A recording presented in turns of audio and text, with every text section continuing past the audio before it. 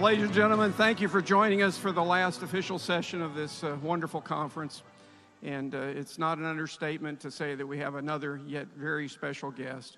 We have, of course, Mr. Jeff Bezos with us today and General Larry Spencer, former Vice Chief of Staff and AFA's President. General Spencer, over to you, sir. Well, thank you. And thank you all for being here again. And special thanks to you, Mr. Bezos. We really appreciate you taking the time to come spend a little bit of time with us. Thank you. I'm really delighted to be here. So, I have a wife that spends a lot of money. And I live in the D.C. area. And I could be looking for a job soon. So, any announcements you want to make about your headquarters?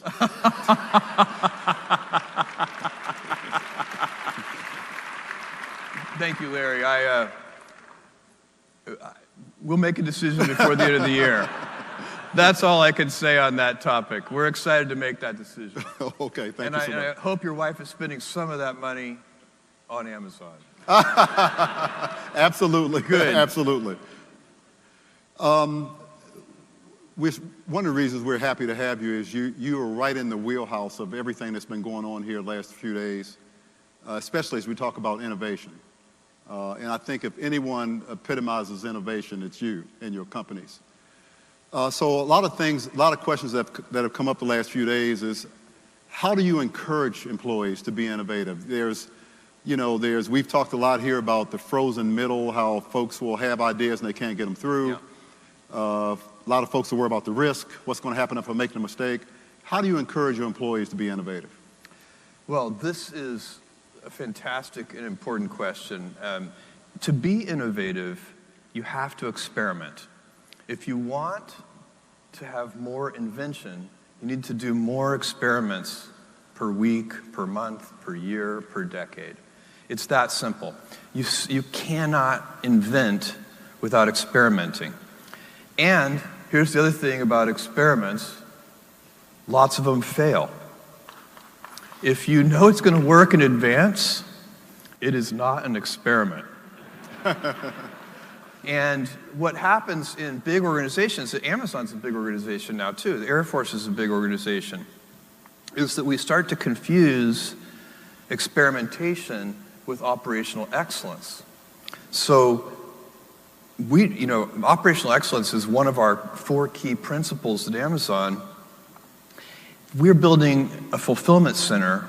We've built over 150 large fulfillment centers around the world now. We know how to do that.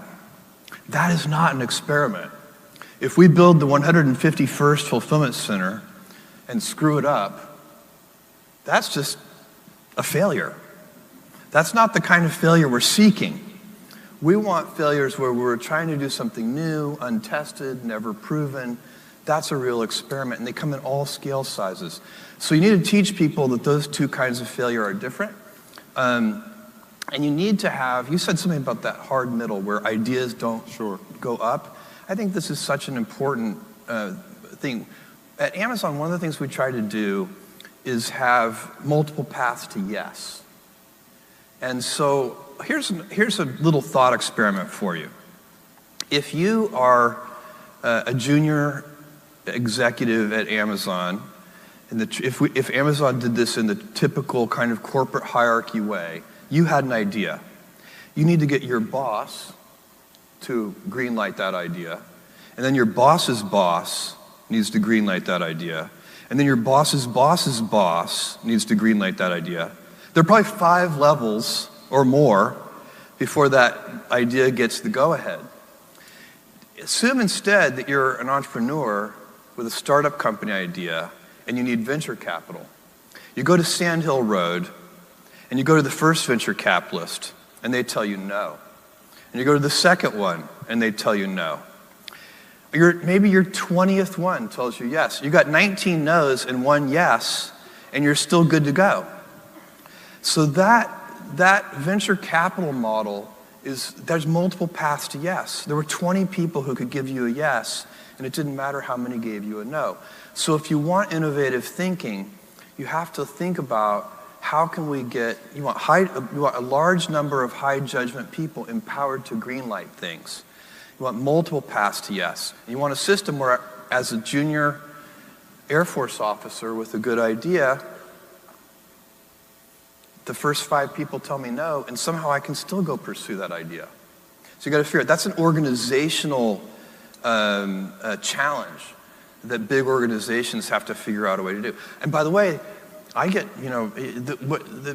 this happens all the time. I'll say, I don't think that's a good idea, but somebody else will greenlight it. And I'm fine with that because usually the cost of the experiments is pretty small. Things only get expensive when they work, right? Once something works, you're like, whoa, we need to double down on that. Now, then the spending can get heavy, and then those become big consequential decisions, and that's where the hierarchy and using the judgment of the most senior people to me, this really helps. Sure. You also have to select people who like to invent. So that's the other, when you're, in your hiring and in your promotions process, you need to say, is this person like to be innovative? Do they have a bit of a pioneering spirit? Maybe they're also a little bit annoying because they might be, a little bit radical or a bit of a rebel. They're not always the easiest people to get along with, but you want them in your organization. And maybe mavericks. Let me follow up on that. They're a spice. Sure. I wouldn't recommend having 90% mavericks. Exactly. And let me follow up on that because what I found, at least in my military career, is that oftentimes mavericks, as you mentioned, are not welcomed. Yes. And one of the phrases I really didn't like when I came up, as I was in the Air Force, was, if it ain't broke, don't fix it. Right. Well, that doesn't mean you should make it better. Yeah, by the way, your adversaries may be making it better. Exactly. So how do you handle these mavericks? That, how do you protect them from the institution destroying them? Well, I think that has to be culture. You have to teach the value that these people bring, but also I would push hard on the mavericks to say you also have to be organized. You can't just be a crazy person. So it's fine to be a maverick, but write your ideas down. Sure. Sell your ideas, persuade, create the conditions where the ideas can blossom. You can't get anything done if you're not, if you're just purely a creative person with 0 organizational skills, you're probably not going to get much done. Sure. So I would push back on the organization and say, look, these people have an important role to play. And by the way, all of us are a little bit maverick. So it's not like there are these people that were born mavericks. I don't think so. We all have this inside of us. If you look at kids, they're all inventive. They're all doing crazy things. I actually saw one time one of my kids put a square peg in a round hole. And as he was doing it, I was thinking, that's never going to work. And then it fit. And I was like, gosh, that's amazing. And so little kids try things, and we all do that when we're little, and some of us lose it. You need to have, one of the great paradoxes of inventing at a high level is that you need to be an expert in your domain area, and you need to have a beginner's mind. You absolutely need both of those things. The world is too complex to actually just be a beginner. So, I can't, no matter how inventive I am, I can't go invent a new kind of brain surgery. You have to be a neurosurgeon. You have to already know all there is to know about brain surgery and then take it to the next level. The problem is, for many people, by the time they become true experts, they've lost that ability to see things in a fresh way. They've lost the beginner's mind. And so that's another thing. You always need to be stepping back and saying, if I'm an expert in launch vehicles or whatever it is, I need to step back and say, okay, if I were looking at this for the first time, what would I be seeing and noticing? These are just some of the things you need to do to be innovative. Sure. For roughly 80% of my career in the Air Force, we would launch satellites and not think twice about it. Space was considered a sanctuary. Obviously, that changed. So what do you see as the biggest challenges or risk in operating in the space domain?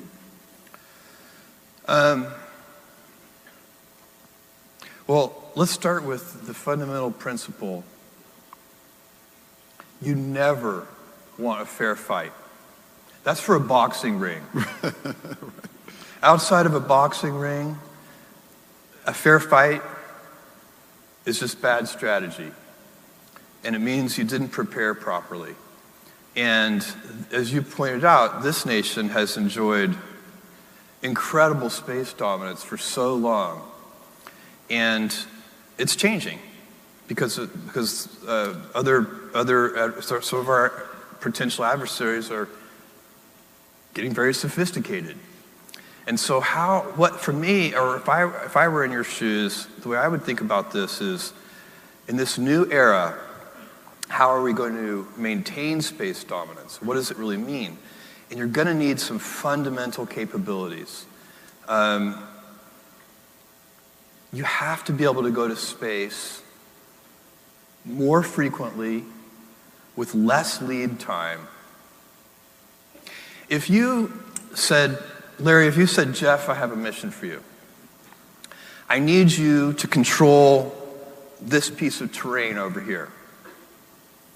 But there are some constraints.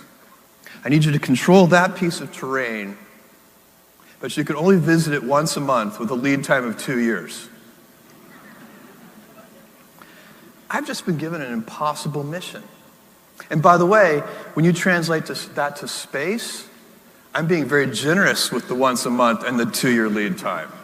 The reality is worse than that. So it's not surprising that it's difficult to do that. And it's one of Blue Origin's missions is to make access to space more frequent, ready to go on a moment's notice, lower cost, which requires reusability. All those things are going to be required, in my view, to move into a new era of U.S. space dominance. And believe me, I don't have to tell you guys, you do not want to see that era end. That's a big deal. Sure. Now, we have a lot of industry partners here in the audience. In fact, the largest number of industry partners we've had attend an AFA session. So what are some of the benefits for your companies partnering with commercial industry? You have got to, this is a really important general point. It's so important for the DoD, for the Air Force, for every government institution, when they can, to use commercial solutions.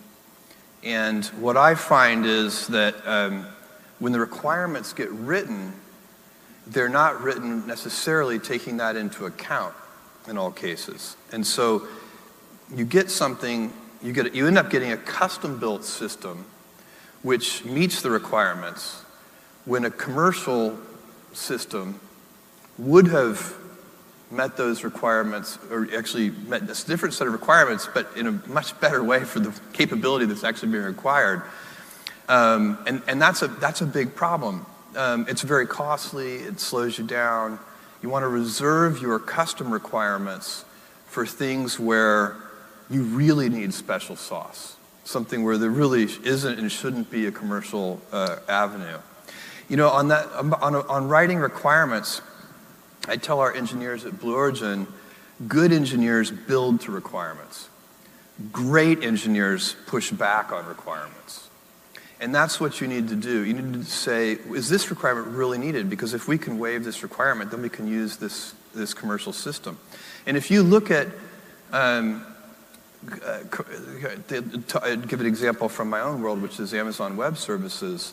We're now seeing, fantastic growth from both companies and government institutions and the CIA and the DoD using our compute cloud instead of building their own systems. And the reason these companies are doing that instead of building their own data centers in these government institutions and DoD and so on is because the capabilities that they get, there are some reasons, but one of them is that the capabilities they get keep improving kind of auto-magically without any effort. And part of what's going on there is in a system like that, you want co-customers because the co-customers drive the product forward. If you're the only customer of a software system, you're the only one driving it forward. If thousands of customers share that system, then the other 999 that are not you are also driving it forward, and you get that as a tailwind. The analogy I'll give you is that of a personal physician. the last thing you want, Larry, is a personal physician who only services you. Right. Because that person, they'd be available, they'd show up and do house calls, they'd be there any time, but they wouldn't be, you want a doctor who's seeing hundreds of sick people, so that when you have a problem, that doctor has a bunch of data points. How could a personal private physician ever diagnose something? It would be so challenging. You don't want a private doctor. You want a doctor where you want a bunch of co-patients, because those patients are teaching that doctor every day. And that's what happens if you can use a commercial system. You effectively have a doctor who has lots of patients teaching. Right. One of the great things about this session is I see a lot of folks taking notes. And so let's get specific with the Air Force. How would you recommend fostering innovation specifically with an organization like the Air Force and with Velocity? Oh, okay. I could talk about this a long time. I'm going to give you the short version of this. Velocity is so important. And in large organizations, it is about decision making. And one of the problems, let me back up just one more piece. What you really want is scale and nimbleness, right? So if you take the US Air Force, one way to make it nimbler would be to make it much smaller. But that's a really bad solution, because the scale brings so many advantages. And I see the same thing at Amazon. Amazon, because of our scale, we can do things that we just couldn't ever have done as a garage startup. There's some things that only big organizations can do. I love garage startups. I was a garage startup, but you can't build a Boeing 787 in your garage. You need a big organization like Boeing to do that. So if we want scale, we love scale, and you would never trade the scale of the US Air Force for anything. But the question becomes, how do I keep the advantages of scale but still have the advantages of a nimble startup? How do I get the nimbleness too? I want to be able to absorb a punch because of my scale, and I want to be able to dodge a punch because of my nimbleness. Well, the way you stay nimble is by making decisions fast. In a 20-person startup company, the decision-making speed is so quick. And that's why they're so nimble. And then in a big company or a big organization like the Air Force, that decision-making has a tendency to speed. The decision-making, you get high-quality decisions. I think sometimes people think the decisions are low quality. I don't think so. I think you usually get high-quality decisions. You just get them slowly, sure, which is a problem. And so the way to fix that in a large organization, this is what we do at Amazon, is we acknowledge that there are two types of decisions. There are decisions that are, we call them two-way doors. They are decisions where if you make a decision, you walk through the door, and it turns out you made the wrong decision, you turn around, come back. And the consequence of that misstep is small. That's a type 2 decision. That's a two-way door decision. There's a type 1 decision where it's really hard to reverse. When you walk through that door, you have walked through that door. And it's going to be expensive or impossible and time-consuming to reverse that decision. So you have to get that right. That's a high-consequence decision. Those decisions should be made deliberately, carefully, slowly. At Amazon, I find myself on those. I'm the chief slowdown officer. I slow those decisions down. I'm like, no, I want to see this one more way. And the teams working on it roll their eyes. I've already seen it 18 ways, but I thought of a 19th way, and I want to see it. That's correct for a high-consequence, irreversible decision. You owe it to your teammates to make those decisions.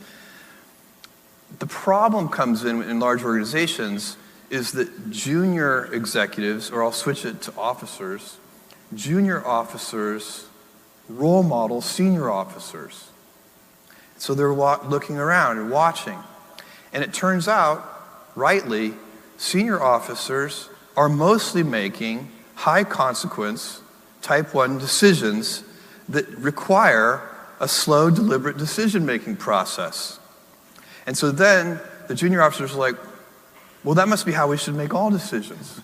We'll make all decisions with that heavyweight process. And so now even trivial decisions end up going through a lot of extra unnecessary process to be made, when really many of those decisions should be made by very small teams or by even single individuals with good judgment, knowing full well that they could be reversed. And the senior leadership can set the tone on that. They can say, no, why this decision, why are so many people involved in this decision? I want Jill to make this decision. And whatever Jill decides is fine, and guess what, Jill, if you get it wrong, it's okay. We're just going to back up and do it again. I don't want you to talk to anybody about this. Just go make it. So I've been here in the hotel since last Thursday. I decided to run home quickly last night to change out some clothes, and typical of my wife, I walked in the door after being gone for several days, and she asked me to take out the trash. Now, she saved it for you. She did, but I didn't want to take out the trash, so I was considering, okay, she asked me to take out the trash. Now, what's the risk of me not taking it out? So we're all. This is a group of innovators. Over a beer, I want to hear how this ended up. Okay. The Air Force was birthed on innovation, so you have a generally innovative crowd here. However, there is a balance between innovation and risk. Yes. How do you balance those two? Well, here's what I would say is that the winners, when you're doing these experiments, winners pay for thousands of losers. That's a good point. So when you're talking about, to put it in Amazon terms, we've had a few gigantic winners at Amazon. We've had Amazon Prime, our membership program. Amazon Web Services has been a gigantic winner. Our marketplace business, where we let third-party sellers compete against us on our primary retail real estate. Those are huge winners for Amazon. Each of those winners has more than paid for thousands of experiments. And so when you're talking about the kinds of experiments that you would be doing here at the Air Force, that I do at Amazon and at Blue Origin, the positive outcome is very long-tailed. You can get just gigantic. It's an analogy in baseball. Everybody knows that if you swing for the fences, you're going to hit more home runs, but you're also going to strike out more. Right? And in baseball, the most runs you can score when you're up at the plate is 4. Your upside is capped. It's not long-tailed. In business, and I bet it's true here at the Air Force as well, that upside isn't really capped. Every once in a while in business, you step up to the plate, you swing as hard as you can, and you get 1,000 runs. And so that long-tailed distribution of those possible outcomes is what makes experimenting worthwhile. And so when you're balancing the risk, you say the most I can lose is the cost of the experiment. And the value of the invention could be uncapped. We obviously live in a very diverse world, a very diverse country, and a very diverse Air Force. What role does diversity play in innovation, not just race, ethnicity, or gender, but also background? I think all of those types of diversity play a role in invention and innovation. And what I have seen, the kind of invention that I do every day, and it's going to be very similar here just because of the size of the organizations and the size of the things that you're trying to accomplish. This is team invention. It is not, by the time we end up, Echo is the Echo Alexa, speaker. That is an example of an invention that no customer asked for. If we had gone to customers, 6 years ago or 7 years ago, whenever it was that we put Echo on the drawing board, customers, and we said, look, would you buy a black cylinder that you plug into the wall in your kitchen and you can ask it what time it is, set timers, ask it what the weather is, ask it to play music for you? They'd have been like, no, I will not buy that. And so we invented that, but there was no single person who invented it. It was team invention. And people come at these things because of their diverse backgrounds, which I think does include gender and race and everything else, but also certainly, did you come from a wealthy family? Did you come from a broken home? All these things lead people to think in slightly different ways. And so when you do that team invention, you want people in the room thinking very differently. You're going to end up with a more robust invention. Our Chief and Secretary have talked a lot this week about talent management and growing leaders. When you recruit folks for your company and you mentor folks in your company, how are you recruiting and mentoring and raising the next Jeff Bezos? Well, it depends on the seniority of the person you're talking about. I teach a senior leaders class at Amazon, which I enjoy, and there I teach a bunch of different things. But one of the things that really resonates with the folks that I teach there is stress management. And I offer to people that it's part of their job to make sure that they don't get burned out. And I point out to them, I'm a member of the Business Council, and I meet with lots of other kind of Fortune 500 CEOs from time to time. And I often hear them talking about how stressed they are, and there seems to be, I think, this idea that if the more senior you are, the more stress you should have. I think that's the opposite. Because the more senior you are, the more control you have over your environment. To a large degree, you get to pick who your senior staff is. To a large degree, you get to pick your schedule. To a large degree, not 100%. Nothing's 100% in this world. To a large degree, you get to decide how you interact. Do you like to do lots of one-on-ones, or do you like to have small group meetings? You have, as a senior executive, you have a lot of control. And what I find is sometimes people forget that they have that control as a senior executive or as a senior officer. They forget that they can construct, to a certain degree, their work environment every day. So, one of the things I try to do is I try to preserve some time that's unscheduled, because I realized, this is several years ago, I realized that hard work never stresses me out, but being overscheduled does stress me out. And so I started working on, okay, what are the ways that I can be less scheduled? So I want to have a series of meetings that are just on standby, that I can do whenever I want. Most speaking engagements that I do, not this one, but most speaking engagements that I do, I say, I can't do it unless I can tell you the day before. And if I can tell you the day before, there's probably a 50% chance or better that I can do it, but I don't want to let you down by canceling. And if I put this poll in my schedule, I know by the time the date arrives, I'm going to regret it.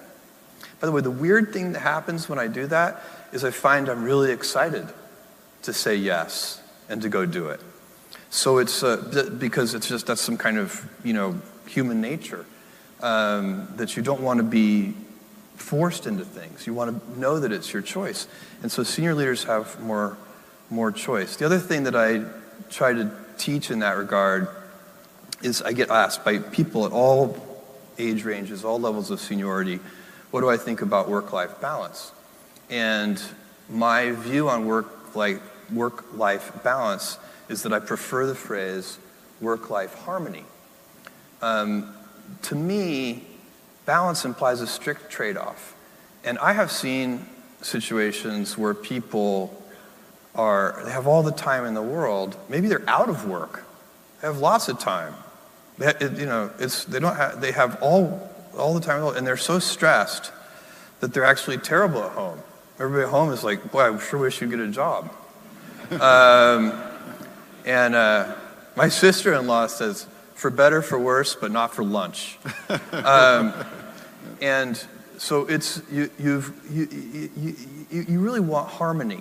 You want if you're happy at work, if you're finding meaning in your work, if you are, it can be hard. They call it work for a reason. It's not going to be fun all the time. That's a pipe dream. None of us enjoys every minute of every day. And to have that kind of idea would just be naive. But there should be fun at work. You should be laughing. There should be moments of joy. And if you're getting energy from work, instead of your work draining your energy, then you're going to come home and you're going to be a better mother, a better father, a better wife, a better husband, all of those things. You're going to want to take out the trash. And so, even before being asked, that's what's going to happen, Larry. She's going to say, who is this guy? And so you really need to, I think if you're starting to get to the point where you are worried about work-life balance, I would challenge you to think, is just something out of whack. It's probably not the hours. Look, if you're working 120 hours a week, you're also doing something wrong. That's too much. It's not sustainable. Maybe you can do that for a week or two, but that's it. But if you're working, 60 hours a week, that's completely sustainable for most people. And if you're burned out by it, it's not the number of hours. It's that you're doing something wrong.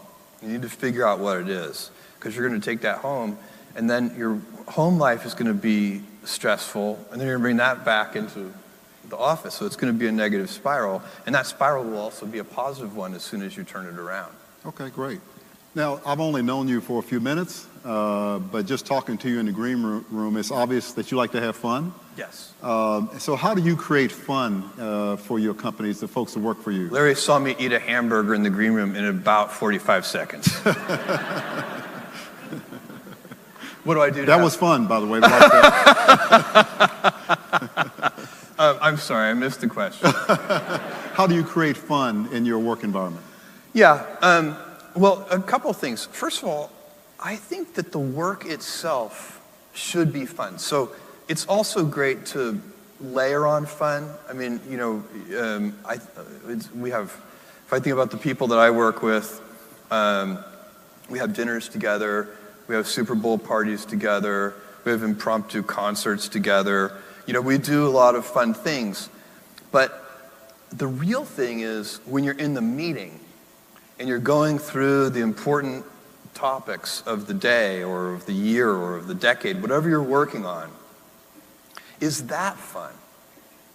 And there are these people, when they walk in the room, they bring energy.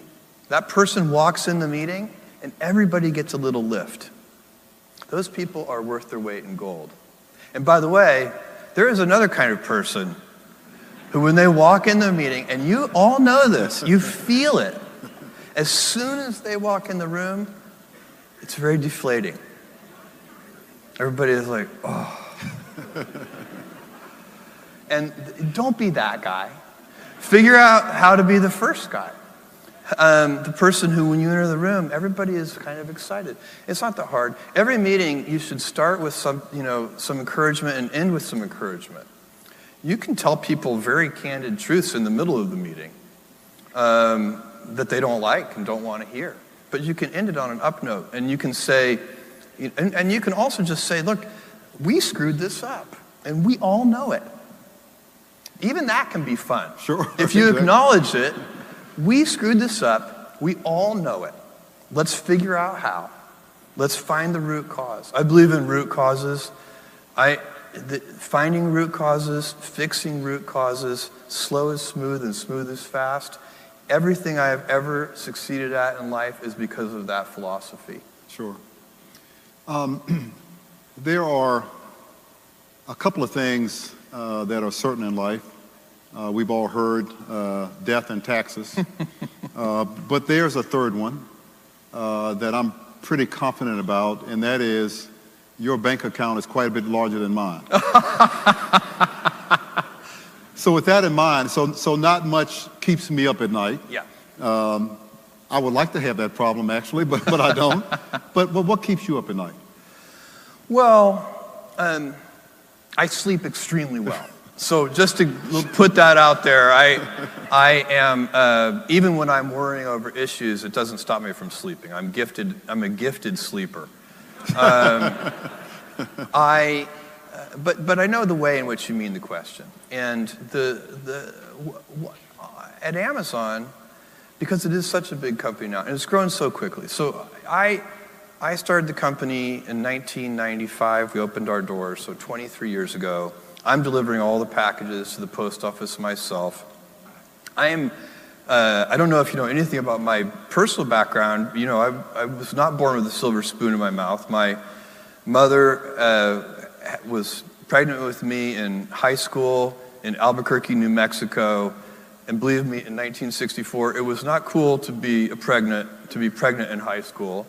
My grandfather went to bat for her to keep them. They tried to kick her out of high school, and my grandfather said that you can't do that. It's a public school. She gets to finish high school.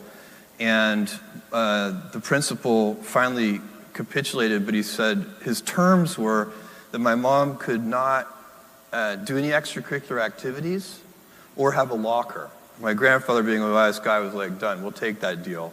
So she finished school. My dad is a Cuban immigrant. And like most immigrants anyway, he loves this country even more than those of us who were born here. And so I started this company, and I'm driving the packages to the post office myself. My big dream is that we will one day be able to afford a forklift. I'm just trying. It was a tiny, tiny company. Today, it's almost 600,000 people. It's a very large company, and so the answer to your question, you know, metaphorically, what keeps me awake at night, I worry about somehow losing our way with respect to our culture. Our culture is four things: customer obsession instead of competitor obsession, willingness to think long term, longer investment horizons than most of our peers. Eagerness to invent, which of course goes hand in hand with failure. You have to. And then finally, taking professional pride in operational excellence. The professional pride part is so important because 90% of what all of you do, nobody ever sees. It's inside the work. People see something finished, but they don't see what's inside it.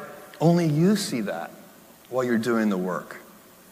And those things can't be great since nobody's seen them. Nobody's inspecting it. You're not going to get any credit for it.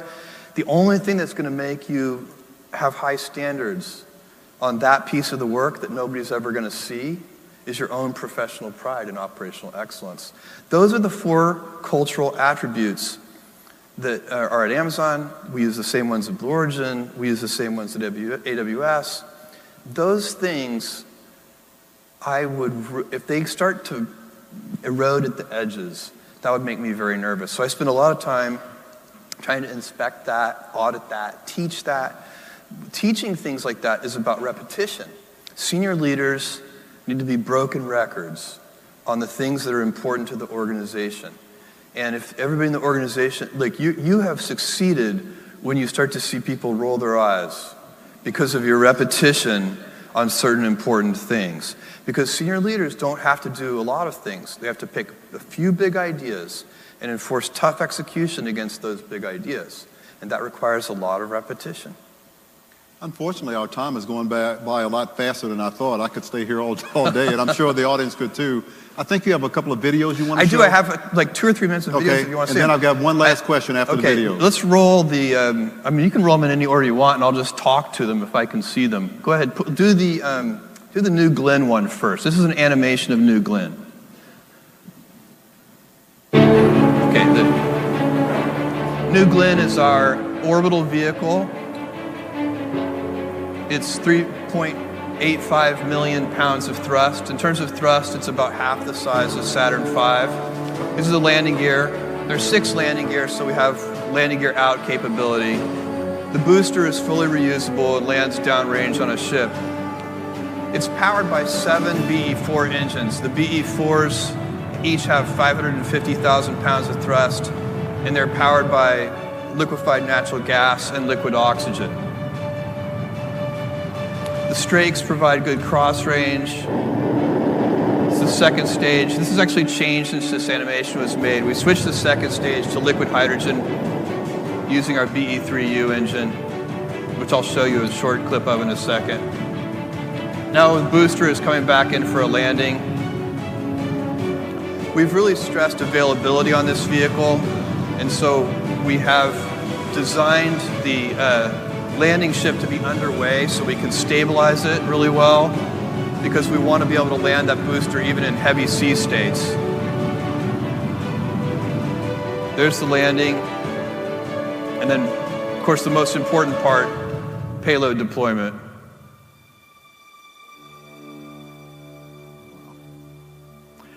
So thank you.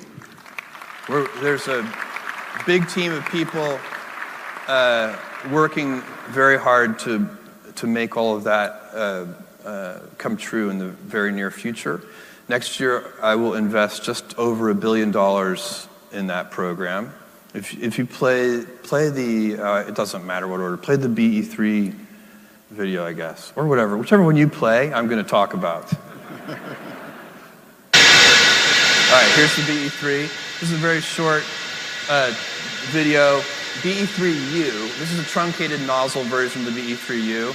It's based on our BE-3 PM engine, which is our new Shepherd engine, which is for our suborbital tourism market. This is the BE-4. This is the 550,000 pound thrust engine. It's ox-rich stage combustion, liquefied natural gas, liquid oxygen. The test program's going very well. The team's doing a great job. Let's do the new Shepherd video real quick. This just happened. This is testing our escape system. We'll be putting people in space this coming year. This was our third kind of envelope test of the escape system. It's a solid rocket motor with 70,000 pounds of thrust that takes the crew capsule away from the booster. And this particular test was the high altitude. We were basically already in space just before main engine cutoff is when this would happen in real life. And it's one of the more stressing cases. Watching this PM touchdown landing never gets old for me. And then here comes the crew capsule, big windows.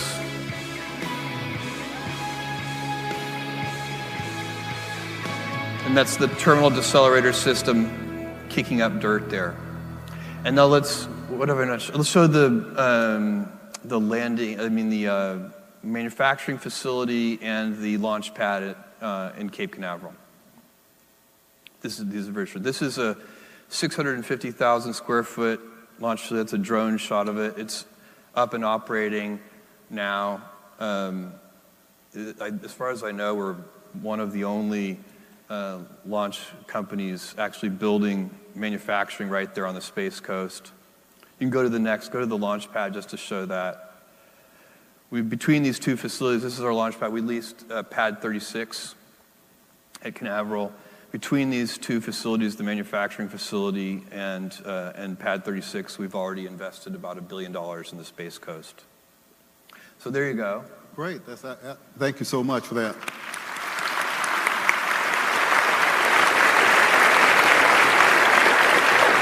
One of the reasons I like to talk about how much we've invested is I do want people, especially this audience, to know how committed we are to this. This isn't something that we're in. Sure. The final question is, at the end of the day, in the Air Force, we're about leadership. Yeah. And most people will never get to be CEO of a major company. You're the CEO of multiple companies. So what 2 or 3 leadership principles, in your experience, have really helped you manage large organizations? Well, there are a bunch of them. I mentioned one of them earlier, which I think is the most important thing. If you're really talking about the most senior leader has to know what the big ideas are for their organization. You know, I've talked about this, but I'll tell it. At Amazon, I know what the big ideas are. Low prices, fast delivery, and vast, huge selection. Those are the 3 big ideas. And those ideas are permanent in time. So because they're never going to change, we can put energy into them. And the energy we put in today is going to be paying dividends later. It's impossible to imagine 10 years from now, somebody in this room will come to me and say, Jeff, I love Amazon. I would just wish you charged slightly higher prices. Or, I love Amazon. I just wish you delivered a little more slowly. And same thing with Blue Origin. I know what customers want. These things the big ideas are so obvious. Lower cost, higher availability, more reliability. It needs to work every time. It needs to fly when you say you're going to fly. And it needs to be way cheaper. And then once you identify those big things, then you can build strategies around each of them. What's the strategy around low cost? It's reusability. And by the way, it has to be real reusability. You know, like the new Shepherd video that I showed you, that vehicle is designed for actual operational reusability. We don't take the thing apart and inspect it between flights. We fly it over and over. If you build a space vehicle that you have to inspect and in an intense way and disassemble and refurbish between flights, that's going to be more expensive than an expendable vehicle. Has to be real operational reusability. So what's the strategy for New Glenn on reliability? Well, one of them is one fault operative. Our entire architecture uses a one fault operative requirement. What about availability? There's a bunch of things. I showed you the landing ship being stabilized underway so that we don't have to worry about the sea states downrange. But there are others too. We have a requirement in New Glenn that launch shall not be delayed by any one sensor being out. So we have one sensor out, should not affect availability. We can come up with, so basically once you identify the big ideas and you keep iterating on them and asking the team, what more can we do for availability? AWS has the same thing. Everybody who does cloud computing, what do they want? They want data security. Nobody's going to say, well, I wish my data was just a little less secure. You know, they also want availability. They don't want their service to be down. You know, these things. The great thing about the big ideas is you don't have to launch a research project to figure them out. You know what they are in your head already. That's how big they are. All you have to do is talk about them a lot and make sure that the whole organization is putting energy into them. Great. Well, Jeff, thank you so much. I can't tell you how much we've appreciated you being here. We know how busy you are. So thank you so much for taking the time to come and spend with us here at the Air Force Association. If I could just, if you do, could Sure. I say one? I'd just like to make one remark, which is, you know, you get in life you can have a job, you can have a career, or you can have a calling. And if you have a calling, you've really made it. And I believe most of the people in this room have really made it, because what you're doing has meaning, and that matters. And I just want to thank you for that. I love it. Thank you. Thank you so much.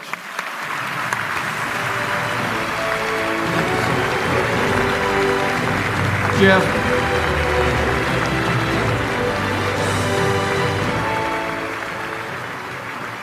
Jeff, General Spencer,